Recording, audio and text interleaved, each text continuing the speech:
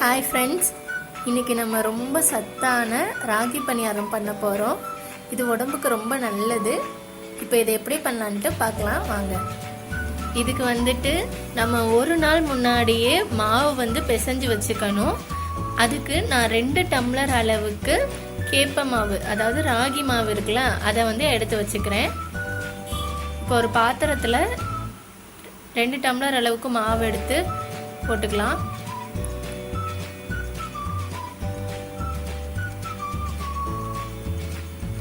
இது கூட நான் வடித்த தண்ணி இருக்குது பார்த்தீங்களா, ரைஸ் வடித்த தண்ணி, அதை எடுத்து வச்சுருக்கேன். அதை சேர்த்து நம்ம மிக்ஸ் பண்ணிக்கலாம்.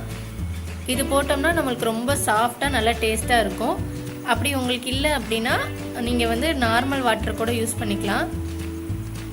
பட் இது போட்டு செய்கிறப்ப ரொம்ப நல்லாயிருக்கும். அதனால் மதியம் ரைஸ் வடித்த தண்ணியை எடுத்து நைட்டு இந்த போல் பிசைஞ்சு வச்சுக்கோங்க மாவில்.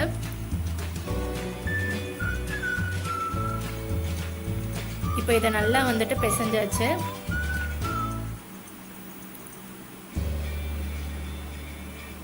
சப்பாத்தி மாவு அளவுக்கு நல்லா இந்த மாதிரி பிசைஞ்சு வச்சுக்கோங்க.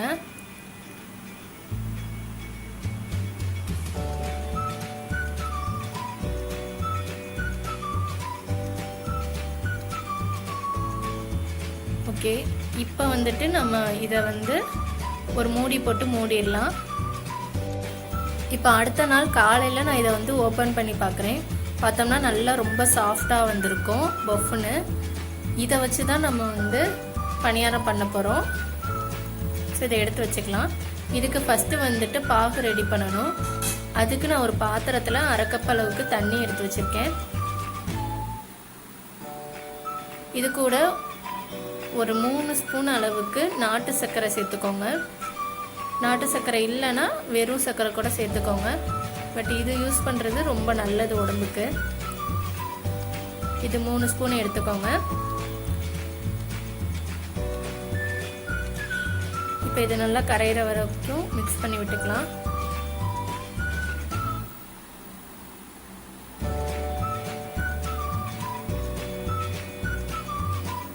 இது கூட இப்போ நான் ஒரு 6 ஏலக்காய் எடுத்து வச்சுருக்கேன், சின்ன ஏலக்காய். அதை சேர்த்து நல்லா மிக்ஸ் பண்ணிக்கோங்க.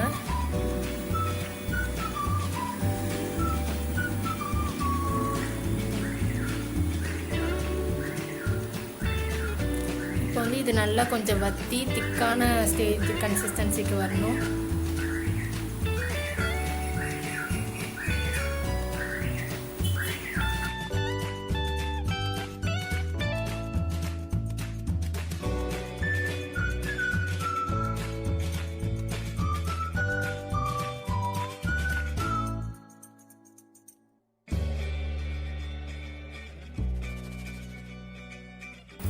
இப்போ இந்த மாதிரி நல்லா கொதி வரவும் ஸ்டவ்வை ஆஃப் பண்ணிடலாம்.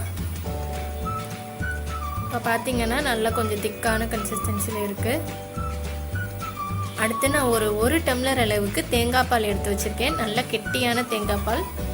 இதை நம்ம அந்த மாவு பிசைஞ்சு வச்சோம்ல, அது கூட சேர்த்து நல்லா மிக்ஸ் பண்ணி விட்டுக்கணும்.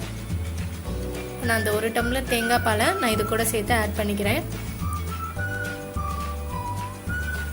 அதுக்கப்புறமா நம்ம அந்த பாகு ரெடி பண்ணி வச்சோம்ல, அதை வடிகட்டி இது கூட ஆட் பண்ணிக்கிறேன். இப்போ இது எல்லாத்தையும் சேர்த்து நல்லா மிக்ஸ் பண்ணி விட்டுக்கலாம்.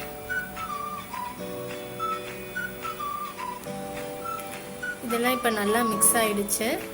நல்லா கட்டி இல்லாமல் நல்லா மிக்ஸ் பண்ணி விட்டுக்கோங்க. இப்போ இதில் நான் கொஞ்சமாக சோடா மாவு சேர்த்துக்கிறேன்.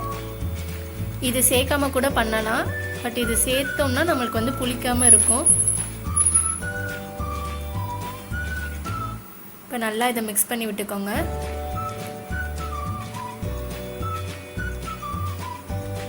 அடுத்து நான் ஒரு குழிப்பணியாரம் சட்டியில் கொஞ்சமாக ஆயில் ஊற்றி வச்சுருக்கேன். அதில் இந்த மாவை போட்டுக்கலாம்.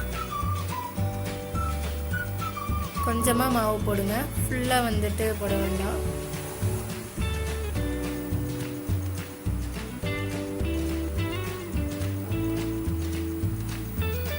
இப்போ நல்லா எல்லாம் போட்டாச்சு. இப்போ இது ஒரு மூடி போட்டு மூடி வச்சிடலாம். இப்போ கொஞ்சம் ஒரு 5 மினிட்ஸ்க்கு அப்புறம் நான் எடுத்து பார்க்குறேன். எடுத்து நான் திருப்பி போட்டுக்கிறேன். நல்லா புஃப்னு வந்திருக்கு. இப்போ இதை நல்லா எல்லாத்தையும் திருப்பி போட்டுக்கலாம்.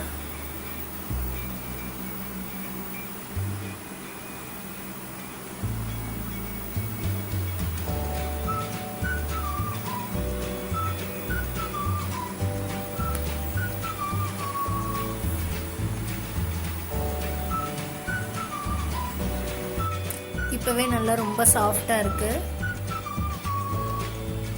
இன்னும் கொஞ்ச நேரம் வந்துட்டு வேகட்டும். இப்போ நல்லா வெந்துருச்சு. இதை எடுத்துக்கலாம்.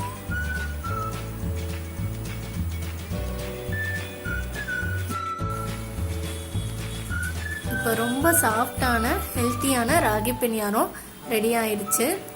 இதை கண்டிப்பாக எல்லோரும் ட்ரை பண்ணி பாருங்கள். இந்த ரெசிபி உங்களுக்கு பிடிச்சிருந்துச்சுன்னா லைக் பண்ணுங்கள், ஷேர் பண்ணுங்கள், கமெண்ட் பண்ணுங்கள், மறக்காமல் சப்ஸ்கிரைப் பண்ணுங்கள்.